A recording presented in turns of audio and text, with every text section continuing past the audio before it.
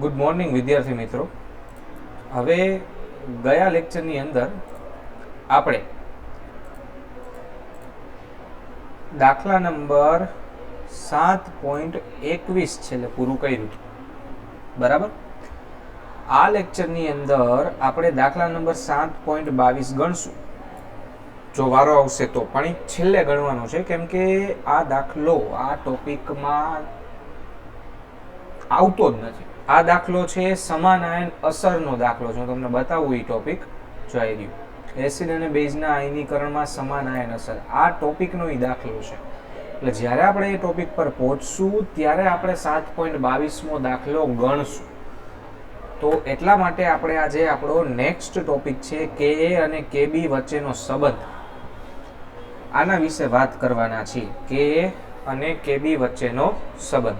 બરાબર. ચાલો હવે એના માટે પહેલાં હું તમને આખી થિયરી સમજાવી દઉં, પછી આપણે ટેક્સ્ટ બુકમાંથી રિફર કરીએ. બરાબર. ચાલો, મારી પાસે એમોનિયા છે NH3. બરાબર, જે વાયુ સ્વરૂપે હોય, તમે જાણો જ છો. બરાબર. એની તમે H2O સાથે પ્રક્રિયા કરાવો એટલે શું થાય? તો ભાઈ એમાંથી આપણને NH4+ મળે અને OH- મળે. આ તો આપણે જાણીએ જ છીએ. બરાબર. આના માટે આ બેઝ છે, એટલે કેબી નું સૂત્ર શું થાય?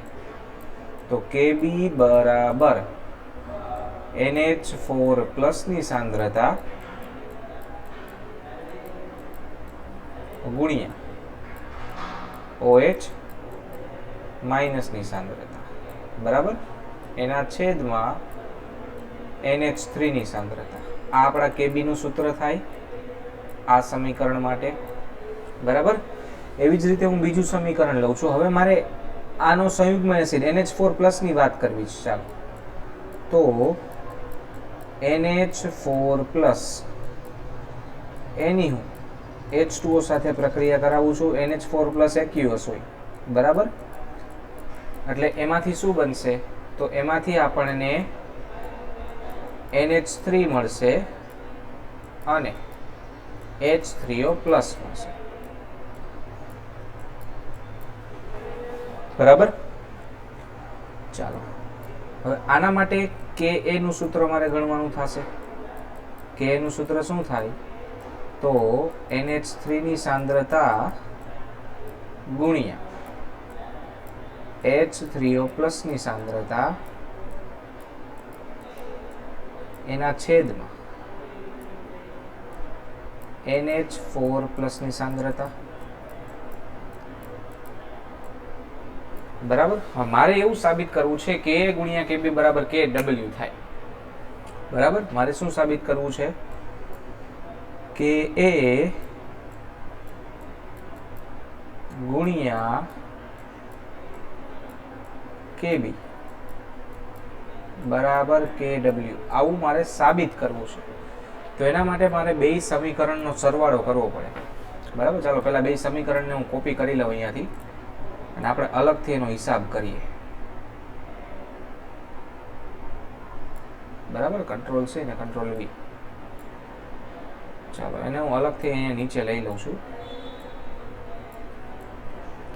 આ પહેલું સમીકરણ મારું, અને હવે મારું આ બીજું સમીકરણ.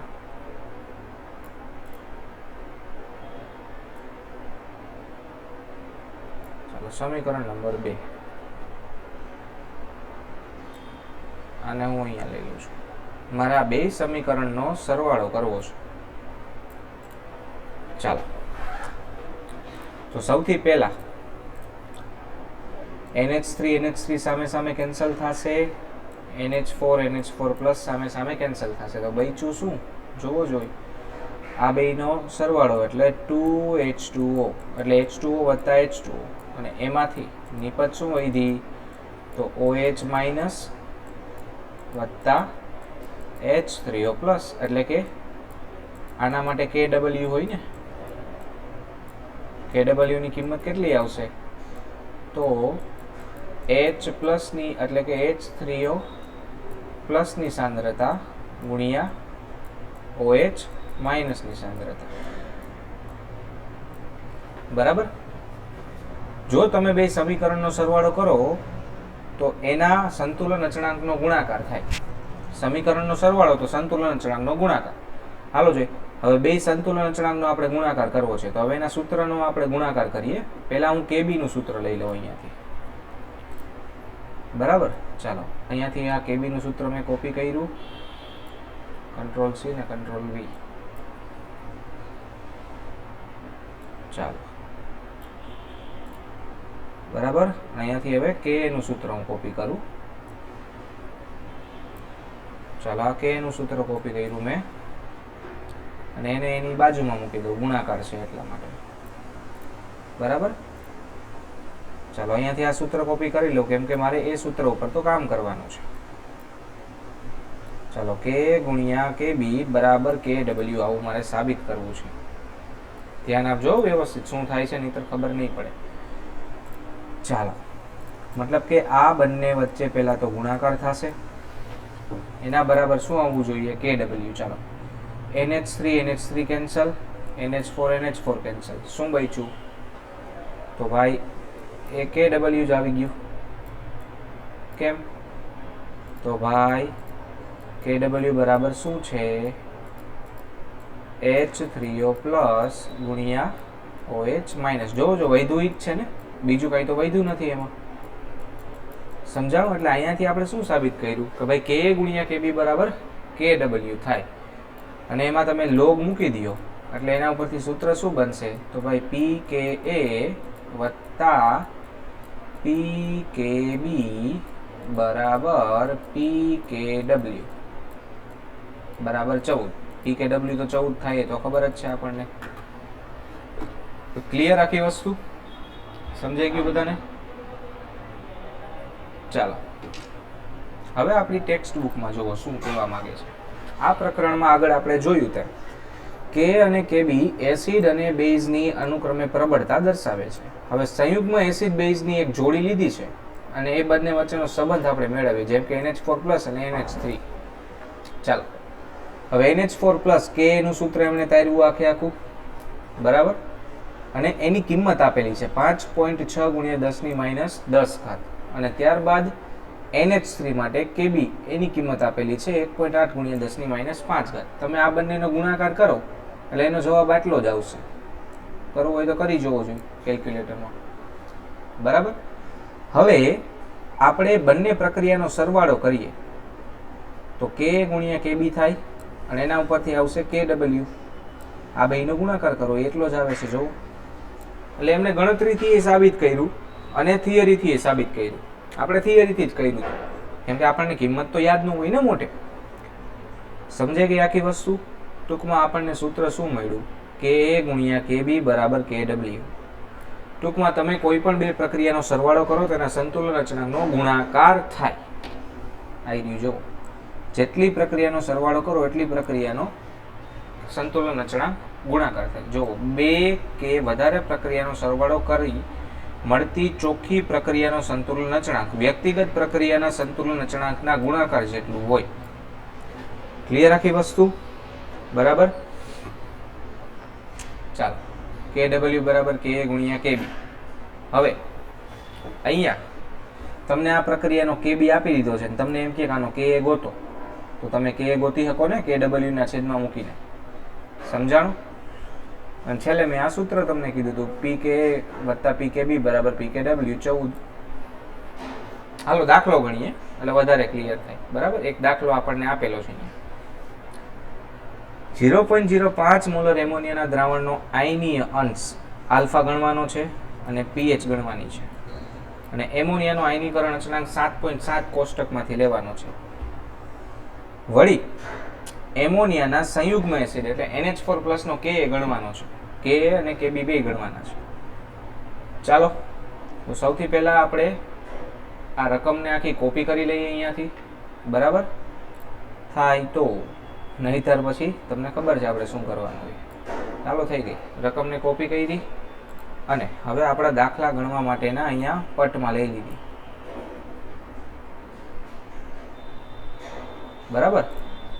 અને બીજું શું કીધું તું ભાઈ, એમોનિયાનો આયનીકરણ અચળાંક કોષ્ટક 7.7 માંથી લેવાનો છે. હાલો લઈ લઈએ. કોષ્ટક 7.7 પહેલા તો ગોતવું જોશે આપણે.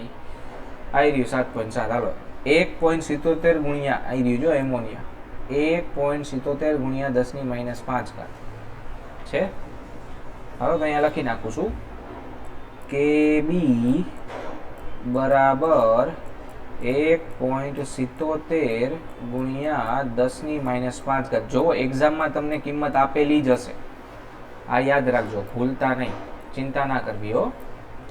ચાલો પછી C આપેલું છે, કેટલું છે 0.05 મોલર. હવે તમને pH ગણવાની કીધી, આલ્ફા ગણવાનો કીધો અને છેલ્લે Ka ગોતવાનો કીધો. તમે Kb ઉપરથી ડાયરેક્ટ K અત્યારે ગણી શકશો, પણ પહેલા આપણે બાકીનો દાખલો ગણી લઈએ, છેલ્લી વસ્તુ છેલ્લે રાખીએ. બરાબર, એમોનિયા કીધું છે. ચાલો એટલે આપણી પ્રક્રિયા શું થશે તો ભાઈ NH3 વત્તા H2O, એટલે એમાંથી બનશે NH4 પ્લસ વત્તા OH માઇનસ. બરાબર. ચાલો શરૂઆતની સાંદ્રતા ઇનિશિયલ કેટલી હોય 0.05, આ બેની 0.0. બરાબર. સંતુલન સમયે તો આમાંથી C આલ્ફા ઘટે એટલે 0.05 કૌંસમાં 1 માઇનસ આલ્ફા નહીં આવશે 0.05 આલ્ફા 0.05 આલ્ફા. ક્લિયર આટલી વસ્તુ. હવે KB નું સૂત્ર મૂકો તો KB બરાબર C આલ્ફા સ્ક્વેર ના છેદમાં 1 માઇનસ આલ્ફા. 1 માઇનસ આલ્ફાને અવગણવાના છે માટે 1.77 ગુણ્યા 1.77 ગુણ્યા 10⁻5 બરાબર 0.05 આલ્ફાનો વર્ગ. બરાબર. હવે ભાગાકાર કરો તો આલ્ફાનો વર્ગ કેટલો આવશે 1.77 ભાગ્યા 0.05. હાલો કરીએ. 1.77 ભાગ્યા 0.05 35.4 એટલે 3.54 ગુણ્યા 10⁻4. એક ઘાત મેં ઘટાડી નાખી કેમ કે વર્ગમૂળ કાઢવાનું છે મારે. હાલો એટલે આપણે 3.54 નું વર્ગમૂળ કાઢીએ. જવાબ આવે છે 1.88. માટે આલ્ફા બરાબર 1.88 ગુણ્યા 10⁻2. હાલો આ આપણને ભાઈ આલ્ફા મળી ગયો, વિયોજન અંશ મળી ગયો, પહેલો જ જવાબ મળી ગયો. હવે આપણે OH માઇનસ ની સાંદ્રતા ગણીએ. ચાલો OH માઇનસ ની સાંદ્રતા બરાબર C ગુણ્યા આલ્ફા એટલે કે 0.05 ગુણ્યા 1.88 ગુણ્યા 10⁻2. હાલો જોઈ તો 1.88 ગુણ્યા 0.05 જવાબ આવશે 0.094 ગુણ્યા 10⁻2. હાલો આને પ્રોપર બદલાવો જોઈએ ઘાતમાં, આપણા કામ આવે એવી. એટલે આવશે 9.4 ગુણ્યા 10⁻4 મોલર. આ આપણને OH માઇનસ ની સાંદ્રતા મળી. હવે OH માઇનસ ની સાંદ્રતા ઉપરથી આપણને શું મળશે POH. ચાલો POH ગણો તો POH બરાબર માઇનસ log 10 OH માઇનસ. બરાબર. માટે POH બરાબર માઇનસ લોગ કિંમત મૂકો 9.4 ગુણ્યા 10⁻⁴ ઘાત. ક્લિયર? હાલો, હવે આનું સાદું રૂપ આપતા મેં શીખવાડ્યું હતું. 10⁻⁴ ઘાત છે એ સીધા ઘાતમાં જ જશે, એટલે અહીંયા આવી જશે સીધા 4 માઇનસ લોગ 9.4. ચાલો, લોગ 9.4 ની કિંમત, ચાલો 9.4 એનો તમારે લોગ લેવાનો છે.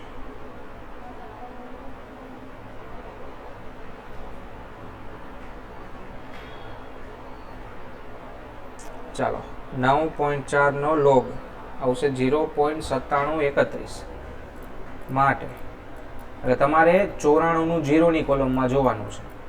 બરાબર, 4 માઇનસ 0.9731. ચાલો, -4, એટલે આપણો જવાબ આવશે 3.02. ચાલો, પીઓએચ કેટલી એવી આપણી, આપણને પીએચ ગોતવાનું કીધું હતું, આપણે હજી પીઓએચ જ ગોતી છે 3.02. હાલો, હવે પીએચ ગોતવા શું કરવાનું? તો એના માટે આપણી પાસે સૂત્ર છે પીએચ વત્તા પીઓએચ બરાબર 14 માટે પીએચ બરાબર 14 માઇનસ પીઓએચ. બરાબર, ચાલો 14 માઇનસ પીઓએચ કરો તો 14 માઇનસ 3.02. કેટલો જવાબ આવશે આનો? 10.98. પીએચ કેટલી આવી? 10.98. અને હવે તમને કે એ ગણવાનો કીધો તો આપણી પાસે સૂત્ર છે કે એ કેના માટે? NH4 પ્લસ માટે કેટલું થશે? KW ના છેદમાં KB. હાલો, કિંમત મૂકો. KW 1 ગુણ્યા 10⁻⁴ ઘાત, અને આની કિંમત કેટલી આપેલી હતી KB ની? પહેલેથી જોઈ લ્યો દાખલામાં 1.77 ગુણ્યા 10⁻⁵ ઘાત હતો. 1 ભાગ્યા 1.77 ગુણ્યા 10⁻⁵ ઘાત. ચાલો, 1 ભાગ્યા 1.77 આવશે 0.5649 માટે કે બરાબર 0.5649 ગુણ્યા 10⁻⁹ ઘાત. 14 માંથી 5 જાય તો 9 વધે ને. હાલો, અને 1 પોઈન્ટ ખસેડો તો કે બરાબર કેટલું આવશે? 5.649 ગુણ્યા 10⁻⁻10 ઘાત. આ આપણને કે મળી ગયું. જોવો જોઈ. હવે આપણે આખો દાખલો જોઈએ, એટલે તમને આખો દાખલો સમજાઈ જાય. બરાબર, ક્યાં વયો ગયો દાખલો આખો? હા, આવી ગયો. જો ચાલો, સૌથી પહેલા એમણે આલ્ફા ગોઈતું, આપણે આવ્યું એટલું જ છે. પછી એમણે પીએચ ગોઈતી છે, આપણે 10.98 છે, 10.97 છે. એમણે પહેલા H પ્લસ ગોતી લીધા, અને આપણે પીઓએચ ગોઈતું ને પીઓએચ ઉપરથી પીએચ ગોઈતું. બરાબર, ગમે એ રીતે કરી શકો તમે. પીએચ મળી ગઈ, આલ્ફા મળી ગયો, અને હવે કે 5.64 ગુણ્યા 10⁻⁻10 ઘાત. સમજાઈ ગઈ આખી વસ્તુ? બરાબર. ચાલો, ત્યાર પછીનો આપણો ટોપિક છે ડાઈ અથવા પોલીપ્રોટિક એસિડ અને ડાઈ અથવા પોલી એસિડિક બેઝ. આ આપણા સિલેબસમાંથી કાઢી નાખ્યું છે ને ક્યાંય જરૂરી નથી, એટલે એમાં આપણે બહુ માથું નહીં મારીએ. બરાબર, એટલે આપણે એ કેન્સલ કરી નાખીએ છીએ, આખો ટોપિક જ. ચાલો, ત્યાર પછી એસિડની પ્રબળતાને અસર કરતા પરિબળો કાઢી નાખ્યા છે, એ પણ જરૂરી નથી ક્યાંય ચેપ્ટરમાં. અત્યારે જીનીટમાં આવશે, તમારે ચિંતા ના કરતા. બરાબર, આ ટોપિકે કાઢી નાખ્યો છે સમાન આયન અસર, પરંતુ આપણે એના આધારિત દાખલા ગણશું. આ યાદ રાખજો. સમાન આયન અસર આધારિત દાખલા તો આપણે ગણશું જ. જેમ કે પેલો દાખલો આપણને અહીંયા આપેલો છે, બરાબર, પણ એ દાખલો ગણીએ એ પહેલા આપણે એક દાખલો બાકી રાખી દીધો હતો સમાન આયન અસરનો, 22મો દાખલો. તો પહેલા 22મો દાખલો ગણશું, પછી આપણે અહીંયાથી આવશું, બરાબર. ચાલો સૌથી પહેલા 22મો દાખલો જોઈએ આપણે. ચાલો આવી ગયો, બરાબર. પહેલા અહીંયાથી હું રકમ કોપી કરી લઉં. ચાલો કંટ્રોલ સી, કંટ્રોલ વી. જો દાખલો કેવી રીતે ગણાય છે ને એ જરૂરી છે, બરાબર. કોન્સેપ્ટ કેવી રીતે આવ્યો, ક્યાંથી આવ્યો, એમાં માથાકૂટમાં નથી પડવાનું તમારે ક્યાંય. દાખલો કેવી રીતે આપણે ગણીએ છીએ તમારા માટે એ જ સૌથી જરૂરી વસ્તુ, આટલું યાદ રાખજો, બરાબર. જો ચાલો આ તમારી રકમ. હવે ફરક એટલો છે કે અહીંયા તમને એક આ સાંદ્રતા આપેલી છે ને એક આ. તો પહેલા તો તમારે એ ઓળખવું પડે કે તમારે બેઝ માટે દાખલો ગણવાનો છે કે એસિડ માટે. સૌથી પહેલા શું ઓળખવાનું? બેઝ માટે દાખલો ગણવો છે કે એસિડ માટે. અહીંયા તમને Kb ની વેલ્યુ આપેલી છે, તો બેઝ માટે ગણવાનો થાય. તો બેઝ આ બેમાંથી કોણ? NH3. તો આપણે દાખલો NH3 નો ગણવાનો છે, તો આપણી શરૂઆતની સાંદ્રતા કેટલી થાય? C. એ થશે 0.1 મોલર. હાલો ક્લિયર? આટલી વસ્તુ પહેલા સમજાઈ ગયું આટલું? ઓકે. મેથડ ક્યાંય બદલાવાનું નથી, જે મેથડથી હાલો છો એ જ કરવાનું છે. PKb આપી દીધું છે, એટલે PKb ઉપરથી પહેલા તો Kb ગણવું પડશે આપણે. હાલો હમણાં જ ગણીએ આપણે, બરાબર. આ છે 4.75. હવે એક વધારાની સાંદ્રતા આપી છે, એના વિશે પછી વાત કરીએ, પહેલા Kb ગોતી લઈએ. માટે PKb બરાબર માઇનસ log Kb, બરાબર. માઇનસ નિશાની આ બાજુ લઈ લ્યો, એટલે માઇનસ અને કિંમત મૂકી દો. માઇનસ 4.75 બરાબર 75 બરાબર log Kb. ઓકે. હવે માઇનસ નો તો એન્ટીલોગ નો નીકળે, એટલા માટે log Kb બરાબર 5 માઇનસ 4.75. 5 ઉમેર્યા છે, 5 બાદ કરો, બરાબર. માટે log Kb બરાબર 0.25 માઇનસ 5. રેડી? એન્ટીલોગ હવે તમને આવડી ગયા છે. આપણે છેલ્લા 2-3 દિવસથી ઘણા બધા એન્ટીલોગ ગોઈતા છે. તો Kb બરાબર એન્ટીલોગ હાલો -5 ના 5 બાર અને 0.25, બરાબર. ચાલો એટલે Kb બરાબર હાલો 12 છે એ થઈ જશે ઘાત, અને 0.25 નું એન્ટીલોગમાં જોવાનું છે. ચાલો તો 0.25 નું એન્ટીલોગ જોવો જોઈએ, એ થશે 1.77. કેટલું થશે? 1.77, બરાબર. ચાલો હવે આપણને Kb મળી ગયો. આપણી પાસે Kb છે, આપણી પાસે C છે. હવે ગોતવાનું કીધું છે pH ની, દ્રાવણની pH, બરાબર. હવે ધારો કે આ નથી અહીંયા, સમજો હું શું કહેવા માંગુ છું. ધારો કે આ છે જ નહીં અને દાખલામાં ગણવાનું નથી, તો હવે તમારે pH ગણવી હોય તમારે શું જોશે? તો તમારે H+ ની સાંદ્રતા જોશે, બરાબર. હવે જે વસ્તુ કહું એ તમારી સમજ માટે છે, દાખલા માટે નથી, બરાબર. ચાલો આપણી પાસે બેઝ હતો, તો આપણને સૌથી પહેલા તો OH- ની સાંદ્રતા મળે ને. OH- ની સાંદ્રતાનું સૂત્ર મેં તમને કીધું તું શરૂઆતમાં જ, K × C, બરાબર. આ શોર્ટકટ છે, K × વર્ગમૂળમાં C, બરાબર. ચાલો હવે Kb × વર્ગમૂળમાં C. ચાલો હવે કેબી ની કિંમત આપણને ખબર છે, હમણાં જ ગોઈતી આપણે 1.77 ગુણ્યા 10⁻5 બરાબર. એટલે વર્ગમૂળમાં 1.77 ગુણ્યા 10⁻6. કેમ? કેમ કે આપણી સાંદ્રતા 0.1 મોલર છે. હાલો હવે આનું વર્ગમૂળ કાઢો જોઈએ 1.77 નું. ચાલો સૌથી પહેલા તો 1.77 નું વર્ગમૂળ આવશે 1.33, એટલે OH માઇનસ ની સાંદ્રતા થશે 1.33 ગુણ્યા 10⁻3. આપણને OH માઇનસ ની સાંદ્રતા મળી ગઈ બરાબર.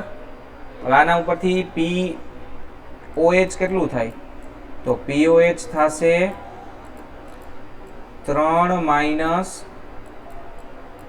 log 1.33 બરાબર. 3 log 1.33 બરાબર. હાલો log 1.33 એટલે 13 નું 3 માં જોવાનું,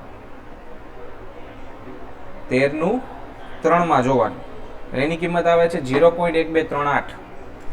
એટલે POH બરાબર 3 માઇનસ 0.123 અને 8. હાલો એને 3 માંથી બાદ કરો એટલે તમારો POH નો જવાબ આવશે 2.87. 2.87 બરાબર. આના ઉપરથી pH કેટલી થાય? તો એને 14 માંથી બાદ કરી નાખો, એને 14 માંથી બાદ કરી નાખો એટલે તમારો જવાબ આવશે 11.124. આ તમારી pH આવી અને ઓલી તમારી POH. આ ઓરિજિનલ છે, કેમ કે હજી આપણે આને ક્યાંય ધ્યાનમાં જ નથી લીધું બરાબર. આપણે સરખામણી કરવા માટે આ તમને ગણી દીધું છે. હવે આને આપણે ધ્યાનમાં લેવાનું છે. આપણું સમીકરણ લખો જોઈએ તો આપણું સમીકરણ છે NH3 વત્તા H2O અને એમાંથી મને મળે છે NH4 પ્લસ વત્તા OH માઇનસ. સમજાણું આખું હું શું કહેવા માંગુ છું? હવે જોજો, ધ્યાન આપજો બરાબર.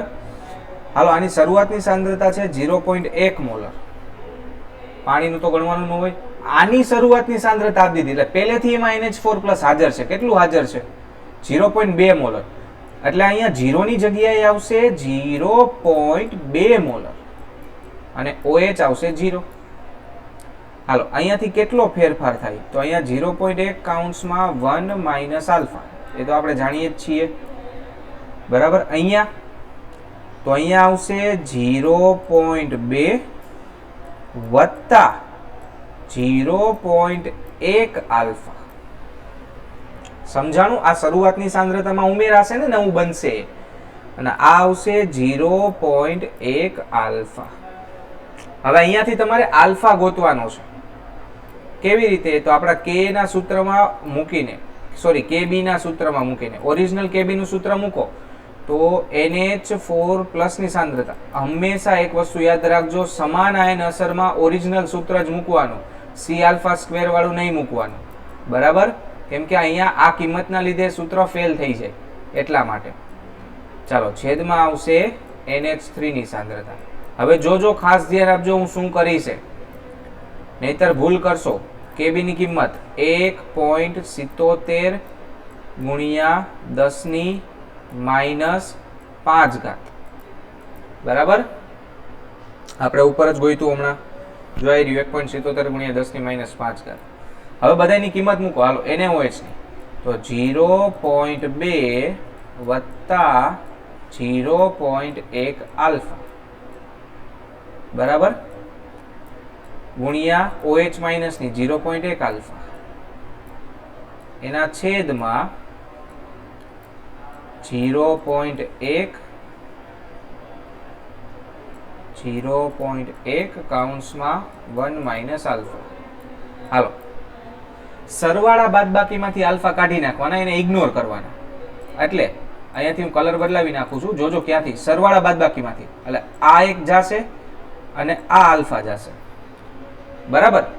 હાલો ઉપરથી 0.1 0.1 કેન્સલ થશે, એને હું બીજા પેનથી દર્શાવું છું. કેન્સલ કરું છું એ બીજા, આ ઇગ્નોર કરેલું છે, લાલ લીટો ઇગ્નોર કરેલો છે. કેમ? આલ્ફાની કિંમત અત્યારે નાની હોય એટલે. આના ઉપરથી ખબર પડે. જો 10⁻³ થી મોટી કિંમત હોય તો આલ્ફા વાળી કિંમત પ્લસ માઇનસ માંથી હંમેશા ઇગ્નોર કરવાની, બરાબર. ચાલો હવે આ 0.1 0.1 કેન્સલ, અહીંથી વધ્યું કેટલું એ ધ્યાનમાં આપો. ચાલો સૌથી પહેલા અહીંયાથી આવશે 1.77 ગુણ્યા 10⁻⁵ અને આ બાજુ કોણ વધ્યું? તો આ બાજુ વધે છે 0.2 આલ્ફા. કેમ કે અહીંયાથી 0.1 0.2 ઉડી ગયા, આને ઇગ્નોર કરેલું છે એટલે ખાલી 0.2 ને અહીંયા 1/1 લખવાની જરૂર નથી. તો આલ્ફા બરાબર શું આવ્યું? આલ્ફા બરાબર 1.77/0.2 ગુણ્યા 10⁻⁵. હાલો 1.77 ભાંગ્યા 0.2, 1.77 ભાંગ્યા 0.2 એનો જવાબ આવશે 8.85. એટલે આપણો આલ્ફા આવે છે 8.85 ગુણ્યા 10⁻⁵. આપણો આલ્ફા આવ્યો.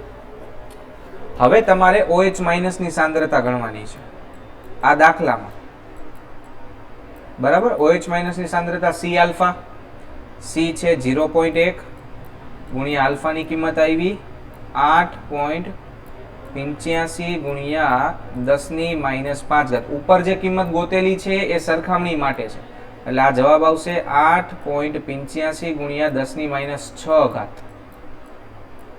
આપણને OH માઇનસની સાંદ્રતા મળી. ચાલો આના ઉપરથી pH કેટલી આવશે? Sorry POH. તો POH બરાબર, સૂત્ર નથી મૂકતો, 10⁻⁶ તો 6 માઇનસ log 8.85, બરાબર. હાલો log 8.85 જોવો જોઈએ એટલે કે 88 નું 5 ની કોલમમાં જોવાનું, 88 નું 5 ની કોલમમાં જોવાનું.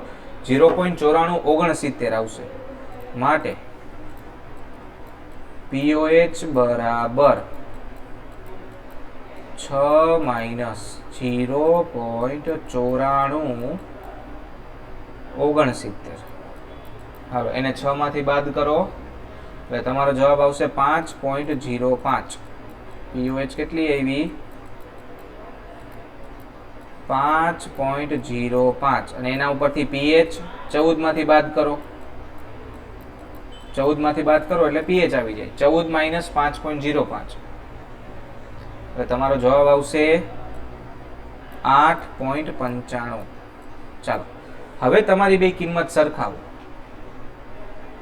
બરાબર. આને હું ત્યાં બાજુમાં લઈ લઉં છું કોપી કરીને એટલે તમે વ્યવસ્થિત સરખાવી શકો.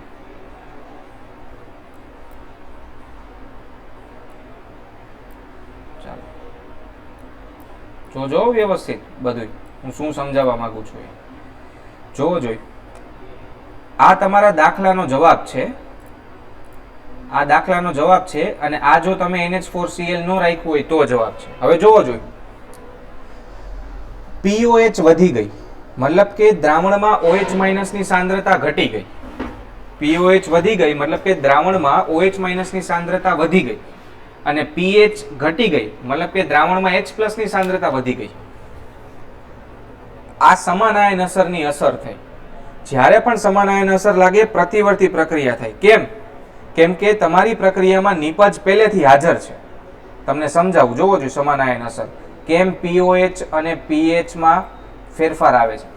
તમારા પ્રક્રિયક તમે પહેલેથી નિપજ હાજર રાખી છે. નિપજ હાજર હોય તો પૂરો પ્રતિગામી પ્રક્રિયા થાય ને. આપણે લસ એટેલિયરના નિયમમાં ભણ્યા હતા. મતલબ કે OH માઇનસની સાંદ્રતા ઘટે, OH માઇનસની સાંદ્રતા ઘટે તો POH વધે. તો ઓરિજિનલ જેટલી POH આવવી જોઈએ 2.87 એની જગ્યાએ આવી કેટલી? 5.05 આવી. સમજાણું? આ સમાન આયન અસરની આખો કોન્સેપ્ટ, બરાબર. હવે દાખલો જોવો જોઈએ. દાખલો તમને બીજી રીતે આપ્યો છે, જવાબ ચેક કરો. જો પીએચ તમને પીએચ ગોતવાની કીધી હતી, કેટલી આવી? 8.95. કેબી ગોતવાનો કીધો તો 1.77 ગુણ્યા 10⁻5. આપણો જવાબ જુઓ, પીએચ 8.95 અને 1.77 ગુણ્યા 10⁻5 છે. મેથડ આપણી જ વાપરજો બધે આલ્ફા વાળી. એક્સ વાળી મેથડમાં ક્યાંય પડવાનું જ નથી કોઈને. ક્લિયર? બરાબર. નેક્સ્ટ લેક્ચરમાં આપણે પીએચ સમાન આયન અસરના બીજા 2 થી 3 દાખલા છે એને ગણીશું. બરાબર. આજના લેક્ચરમાં અહીંયા સુધી. ચાલો, થેન્ક યુ સો મચ.